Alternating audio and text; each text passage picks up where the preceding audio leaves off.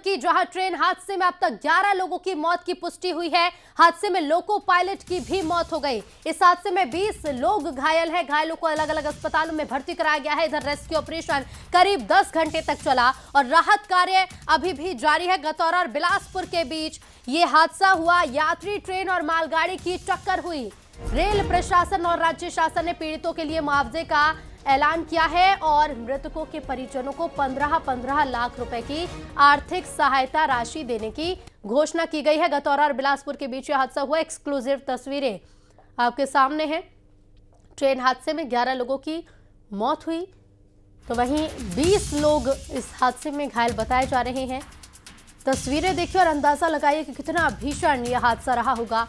इस ट्रेन के बोगी की हालत को देखकर अंदाजा लगाया जा सकता है कि ये जो टक्कर है कितनी जोरदार रही होगी, कि पैसेंजर ट्रेन इतनी जोर से आती है और इतनी जोरदार ये टक्कर होती है कि माल गाड़ी के ऊपर ही ट्रेन चढ़ जाती है। और जो लोको पायलट है, लोको पायलट की इस हादसे में मौके पर ही मौत हो गई। कई लोगों की मौत की खबर है। 11 लोगों की मौत की अब तक पुष्टि हो चुकी है। करीब 10 घंटे रेस्क्यू ऑपरेशन चला है। आधे घंटे में रिस्टोर हो जाएगा। टोटल 11 कैजुअलिटी हुई है और 20 लोग हॉस्पिटलाइज हुए हैं। इसमें एक ज़्यादा क्रिटिकल है, बाकी ज़्यादातर नॉर्मल है ना, बाकी ज़्यादातर नॉर्मल है। कुछ शॉक में है ना, इस कारण से। लेकिन सीटी वगैरह उनका जैसे देखा गया है ठीक है। सर, वो 11 शव बरामद कर लिए गए हैं या अभी भी रेस्क्यू चाहिए? नहीं, रेस्क्यू का काम कंप्लीट हो गया है ना। आपको लिए चलते हमारे साथ उमेश मौर्य लाइव जुड़ गए हैं। उमेश, फिलहाल क्या ताजा अपडेट है वो भी बताइएगा और क्या अभी भी राहत कार्य चल रहा है? ट्रैक को और ज्यादा सुधारने का काम किया जा रहा है? उमेश, देखिए, राहत का कार्य पूरा कर लिया गया है। आप स्थिति देख सकते हैं कि ये जो मुंबई हावड़ा रूट है, ये 4 लेन है यहाँ पर अप और डाउन के, और उसे बहाल कर लिया गया है। लगातार यहाँ पर रेस्क्यू चलता रहा और 10 घंटे तो जिस जो बोगी थी जिसमें यात्री थे, उसमें फंसे हुए यात्रियों को निकालने में लगभग 10 घंटे का समय लगा। इसके साथ ही सुबह अभी भोर तक के यहाँ पर ये जो ट्रैक आपको दिखाई दे रहा होगा, इसी ट्रैक पर मालगाड़ी जो खड़ी थी इस तरीके से, और ये जो पीछे का आपको जो दिखाई दे रहा है गार्ड रूम, ये इसी तरीके से ये गाड़ी खड़ी रही। और पीछे से जो स्पीड से मेमो जो ट्रेन आ रही थी, वो इस खड़ी हुई गाड़ी से टकराई, जिसके बाद आप उसकी स्थिति देख सकते हैं, वो मंजर देख सकते हैं कि वो इस घटना में तब्दील हो गई। आप पिक्चर विजुअल में देखा जा सकता है कि जो ऊपर का वो जो ढांचा दिखाई दे रहा है, वो मालगाड़ी के गार्ड रूम का ढांचा है, और जो मेमो ट्रेन दिखाई दे रही है,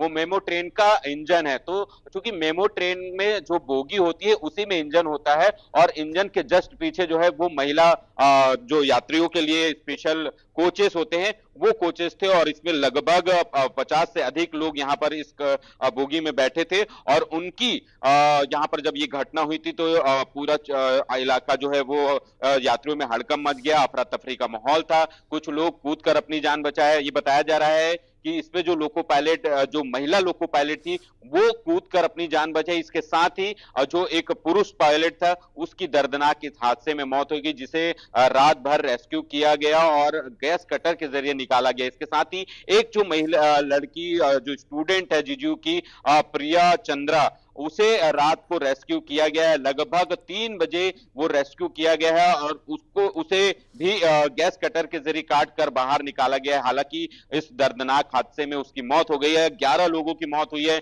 20 लोग घायल हुए हैं।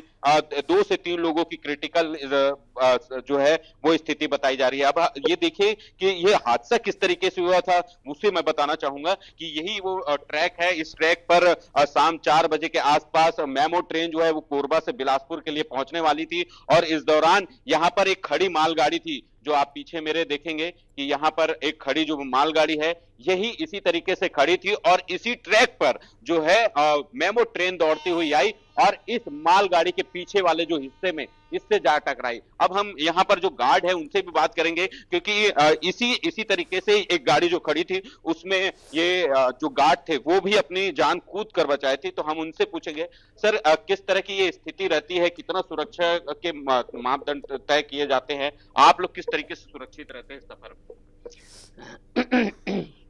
सर एक्चुअली में ये तो अब क्या बोल सकता हूँ मैं इस बारे में। हम लोग को सुरक्षा के लिए रखा गया है गार्ड को, है ना। क्या बोलते हैं, ट्रैक की सुरक्षा, रेलवे की सुरक्षा, ट्रेन की सुरक्षा, उसी के लिए रखा गया है।